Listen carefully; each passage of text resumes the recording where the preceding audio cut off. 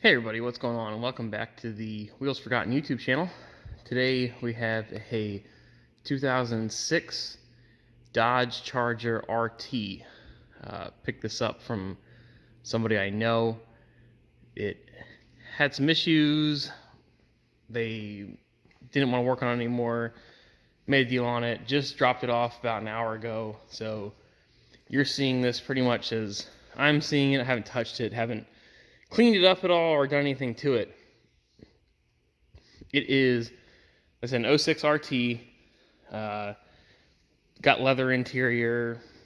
It's this magnesium pearl coat is what they call this color. It's a pretty interesting color. I think it was popular on the 300s and 300Cs. I'm not a big Mopar guy or Hemi guy, so I really don't know a whole lot about these cars or this, what they call the LX platform in general. But it's fairly clean inside. I like this two-tone slate and gray color that's in here. The seats are in pretty good shape other than, well, the driver's seat's got some cracking and tear on here. It's got some miles on it, but it was a one-owner vehicle and well-maintained. Mechanic owned its whole life. The back seat, it needs a scrub down. Detail, needs all the works that I normally do to stuff. Just, again, it's cold outside and tow truck just dropped this off an hour or so ago, so haven't really had a whole lot to look at. But it's got some aftermarket wheels. They kind of look a little bit like the Dodge Charger OEM wheels that were on there, but slightly different. It's got nice Toyota tires on it. Overall, the whole car is in pretty good shape, except for what is this? Oh yeah.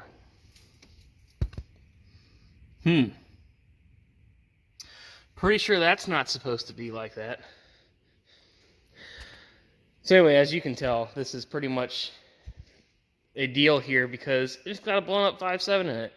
These Gen 3 Hemis were known for dropping valve seats and then those going through the intake manifold and then going to the combustion chamber and basically doing what you see here, which is they go inside the piston goes up and down. It's pure carnage and tears the cylinder out. Down here, you're not gonna be able to see on this camera, but there's actually a hole in the side of the block where it's made its exodus. So this thing's junk. Trying to figure out what to do with it exactly. If you have an idea, you can comment down below what it might be.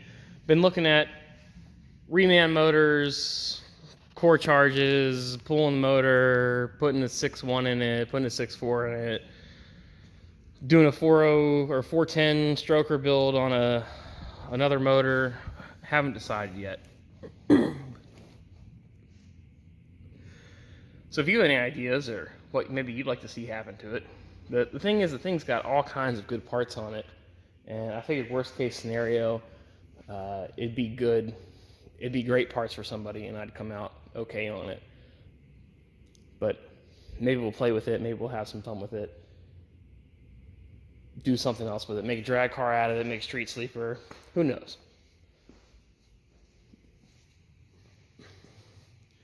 Looks like it has a Daytona spoiler on it. Again, not terribly familiar with the platform, but I do know something about them. Alright guys, so it's a day later, and what I've gone ahead and done is pulled the wheels off, pulled the whole front bumper cover assembly off down here. Probably going to get that touched up, a little paint work done on the bottom.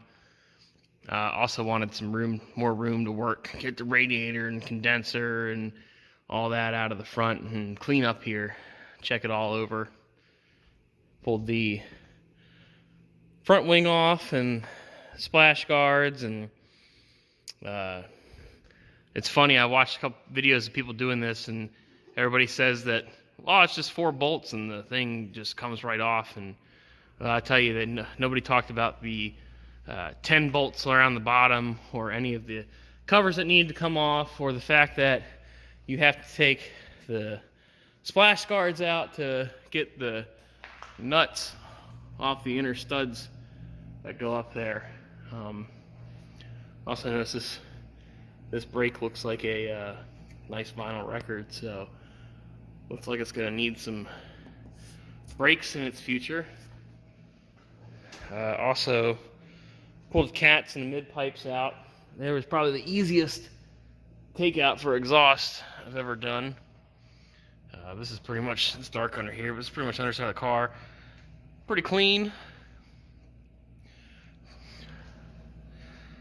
Nothing alarming, scary, or anything to worry about back here. It all looks pretty good.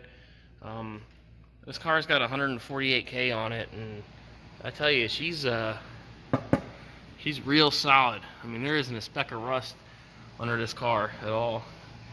It looks like it's got 5,000 miles on it under here. It's not even dirty. There's no clumped up mud. There's not even any rock chips under here, really. It's really clean. Even the transmission. No leaks, no fluid under it. There's a bunch of fluid under this now just because of me draining the power steering pump and coolant and everything else like that, so it's a mess under here. But next step is we're gonna go ahead and put this down and start working on pulling the motor out of it. Or actually, I may go ahead, just because I have the equipment to do it, I may just go ahead and drop the transmission off the back and get it out of the way. I'm probably gonna have it rebuilt anyway, so just pull that, get it out of the way, take a look at it. It'd be easier to pull the engine out anyway with it not there, so don't have to worry about supporting it or holding it in the car while the motor's out of it. So probably pull that out next, and then pull the engine out and see how much damage that valve seat really did, and if we have a good rebuildable block or not. Okay, so it's a few days later, and we have the engine pulled out, transmission pulled out, it's the front end off. I'm gonna go ahead and tear this down and see what kind of shape it's in. I think I was told that the person who sold this to me, I think, believed that it was in a little worse shape than it was. It is readily apparent that, I mean, it most definitely did drop a valve seat and tore all that up, but the cylinder walls look pretty good, actually. There's definitely some scoring there, and I can't see what's underneath of it, below the piston skirt and whatnot. So we need to tear it down and find out, and send this over to the machine shop and see if it's savable. From what I understand, these things are really only good for about a 20 overbore. The cylinder walls are.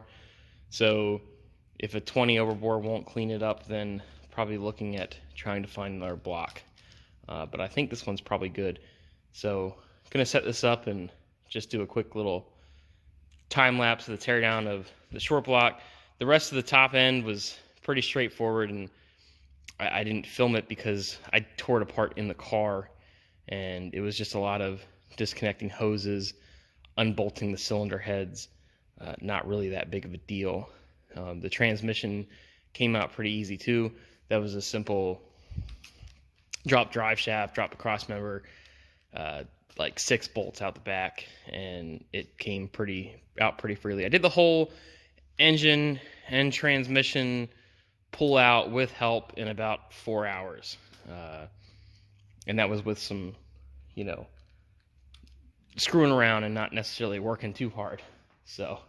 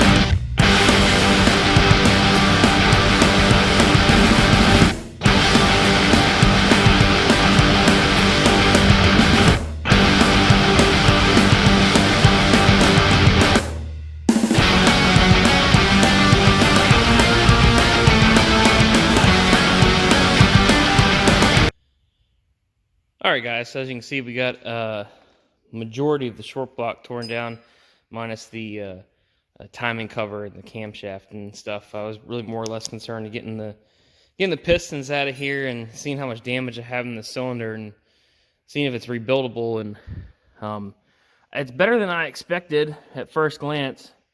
I was like, wow, this thing's probably gonna be able to overbore this and clean it up, but I don't know how good the camera's gonna make it out. But I'm a little concerned that right up top of where the kind of like where the ring ridge would be, there's some significant almost chipping in the top of the block, the block mating surface right there.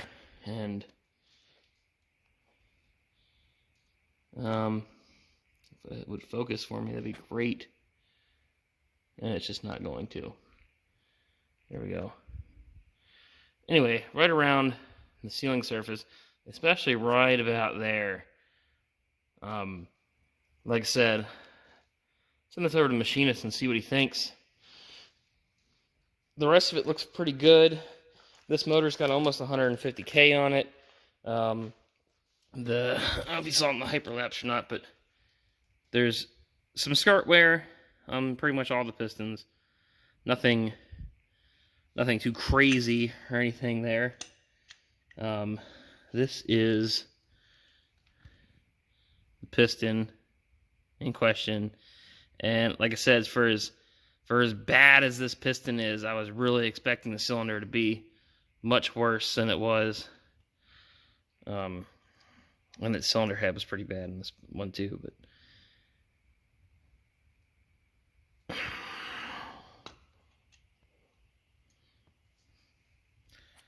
anyway.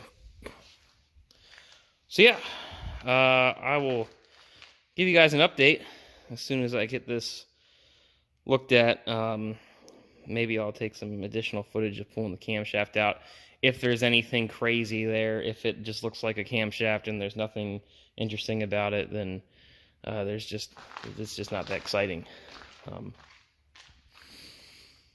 So stay tuned for part 2, maybe part 3 of this saga here.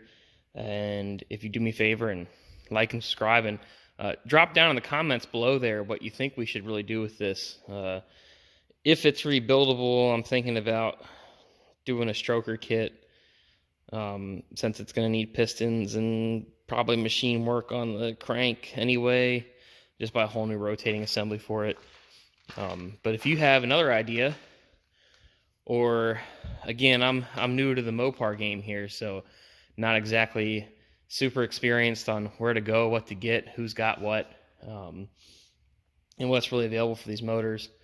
I will say it's just been the one thing, taking this apart, is it's got a lot of familiarity with Ford in the way that the timing cover is and the water pump is and the through bolts and all the crazy different sizes of things and whatnot. So I'm probably gonna get ostracized for saying that, but I can see some of the influence there, and that just might be coincidence. But we'll see you next time here on Wheels Forgotten.